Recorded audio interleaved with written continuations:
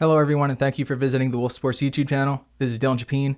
Today's video is a film breakdown on Jalen Milroe from his time at Alabama and what we saw from him to be a top 5 prospect on the Wolf Sports big board.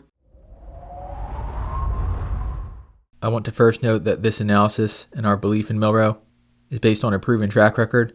We were higher than anyone on Josh Allen, Lamar Jackson, Jalen Hurts, Brock Purdy, and Bo Nix as prospects. So maybe Milroe won't work out, but we gave him a top 5 grade based on what we saw on the tape. Starting with the game against Georgia last September, heavyweight matchup in the SEC, very tough defense, opening drive of the game here, so maybe some nerves, but multiple things to be impressed about on this first play. Milroe gets a defender to jump with the hard count, so he's got a free play. He recognizes it's cover 3 with the cornerback retreating at the top of the screen and throws a great ball with just enough touch and velocity to get up and away. With perfect placement towards the sideline. It was actually a drop by Ryan Williams, but can't do any better than that as a quarterback. Also, Milroe stands in to absorb a hit with a free defender coming in, but he takes it and it doesn't affect the accuracy. Later that drive, another free rusher, but Milroe shows the instincts, quickness, and strength to avoid a sack and get into the open field. Some will probably say he should have hit the tight end down the seam here, just because you can see him run open, but Milroe had to avoid the rusher before the tight end even reaches Malachi Starks, who has his eyes on Milroe and probably would have broken on the ball. Instead, Milroe gets into the open field and gives a pump fake to accelerate right past Starks. That was one of the best defenders in college football, eventual first-round pick of the Ravens, and Milroe runs right past him in space. And then to cap off the drive, Milroe's unmatched athleticism and speed is on display. Quarterback sweep runs right past Tyler Booker out in space, which is something you see a lot on tape. Georgia doesn't even get a hand on him, so overall a great drive to start the game. Later in the half to go up 28-7, Milroe again captures the edge, runs right past Malachi Starks again for a 35-yard touchdown. This wasn't Starks' best game, but it shows how difficult Milroe is to defend and shows partly why our comparison for him was Lamar Jackson.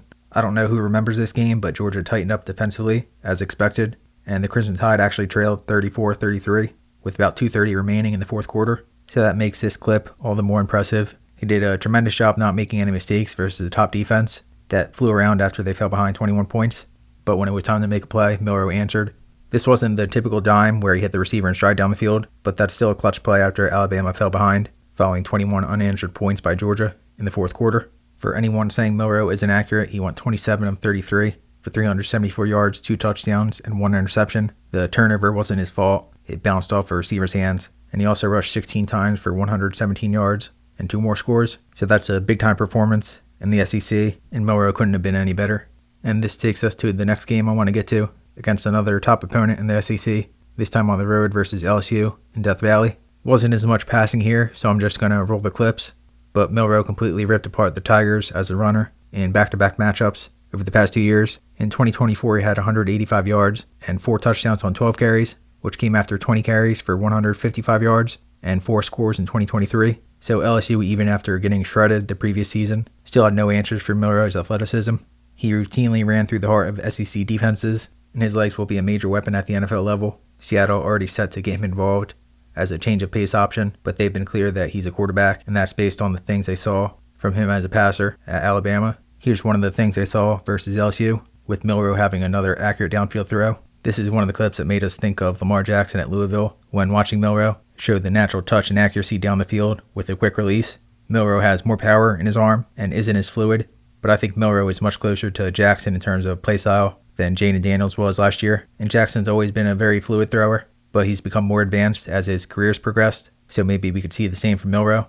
I also like that this LSU game shows how Milroe is willing to play underneath and hit shorter targets with accuracy. He only had 12 completions for the whole game because he was killing them as a runner, but good touch here, hitting the back on the angle route, good timing and accuracy in general, and this is all over the tape. Don't let anyone tell you Milroe is a complete project, as this video is not too long. Just wanted to hit on some of the basics on what we saw from him in college, but I could probably go for 3 hours going through clips that has us convinced he could be a star. This next game against Wisconsin, sticking with the theme of Milroe showing a willingness to hit open targets underneath. First play of the game, the back is open in the flat. He IDs it, easy first down. Obviously a simple thing, but shows he knows where to go with the football. For this second clip, back to the downfield accuracy. You can't throw it any better than this. Perfectly in stride down the sideline. Milroe saw a single high safety and knew the defender had no chance of ranging over to be a factor here. So easy touchdown to Ryan Williams. Here another throw that goes to Williams. Could have maybe hit the seam, but I think Milroe recognizes the coverage and feels the space Williams will have on a second chance route, especially when you see how quickly Milroe gets the ball out. Williams doesn't even make a full step up the field before Milroe starts to throw, showing his instincts, intelligence, and anticipation, both in terms of vision and touch.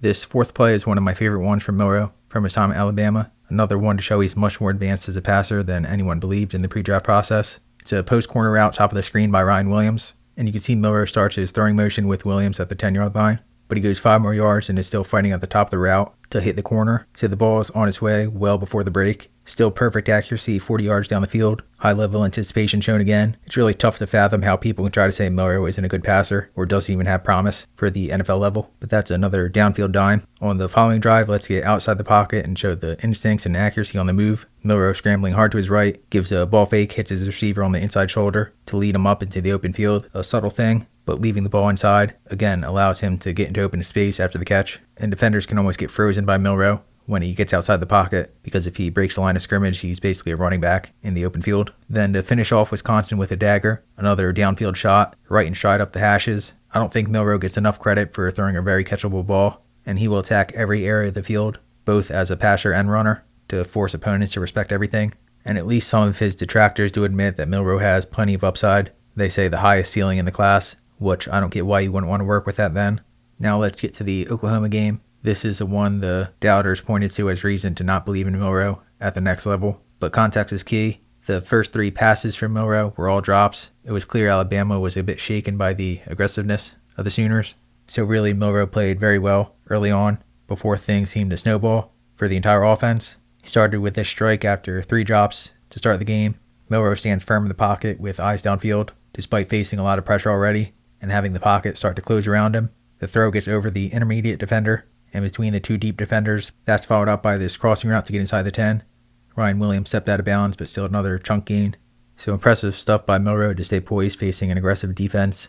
Again, 3 drops already before this drive. On the next drive, Milroe starts it out with a nice ball on a crossing route. He read things out and made the throw with his receiver clearing coverage, but another tough break with the catch not being made, with the receiver losing his footing. But it's been all good for Milroe on tape thus far. Again, Oklahoma playing very aggressive on defense. A lot of this to stall drives and put the Tide behind the sticks, but truly nothing concerning about Milroe's play. On the following drive, Milroe faces a 3rd and 7, but again a drop for a potential first down. So that's 4 drops so far, another where the receiver lost his footing. And I don't care if you're Tom Brady, it's difficult to not have things spiral when a quarterback isn't getting much help. But this was a really good half of football by Milroe. He didn't make any mistakes, but it seems like most analysts subscribe to box score scouting, so I think it's worth going back to watch this tape versus Oklahoma with an open mind.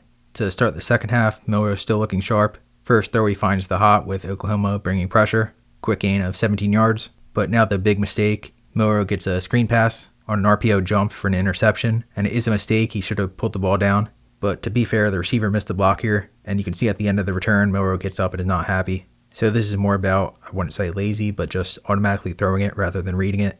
Certainly not being unable to read it, because Milroe has great field vision and does show an ability to work through progressions. He simply assumed the block would be made here. Again, Milroe was playing very well before this. The game got out of control from here. Ended up throwing a pick 6 on the wrong read for this next clip. But even this was at least understandable. He assumed the defender would take the curl from the slot. He instead kept going and undercut the throw on the outside, which led to a pick 6. And then the next drive, we see Milroe work through a full field progression all the way to his check down. And then another one working through progressions. Milroe looking left at his primary read, works back right to hit the in-breaking route. So you have to watch the tape to see the positives. They were 2 big mistakes. The second interception in particular certainly falls on Milroe, but both turnovers were at least understandable with context. And everyone has bad plays, so it's important to understand why and whether they are things that a quarterback can learn from or might simply be part of their game, and I don't think that's the case for Milroe. To finish things off, I want to again highlight the downfield accuracy. It's such a strength and proves how accurate Milroe is. You can't consistently hit the deep ball like he does if you're not accurate. As stated, our comparison for him was Lamar Jackson. But the downfield accuracy is very similar to Jalen Hurts coming out. It was very obvious that Hurts had pinpoint deep ball, and that's carried over to the NFL level. But somehow mainstream analysts were saying he wasn't accurate, which is crazy. But just 3 clips here. First, another ball with perfect touch and anticipation to lead his target down the sideline on the wheel route, and that ball couldn't have been thrown any better. The second one would have been a 55-yard touchdown, but the receiver couldn't come down with a throw. Overall, it was a rare year for Alabama where their weapons weren't really that great compared to their usual standards, so there were some missed opportunities, whether it was drops or not tracking the ball, but this was another great downfield throw by Milroe. And then the final clip was a deep corner route, hits his target perfectly in stride to the sideline. So again, this could really be a 3-hour video, but I wanted to get to 3 of his best games: Georgia, LSU, and Wisconsin, and what is considered his worst game versus Oklahoma, which wasn't close to as bad as everyone made it out to be, especially with how Milroe played in the first half. And we haven't even discussed the character for Milroe, but he has A+ intangibles. He's drawn rave reviews thus far in Seattle, reportedly being the first in the building and last one out, and offensive coordinator Clint Kubiak has said he's doing the VR work when everyone leaves.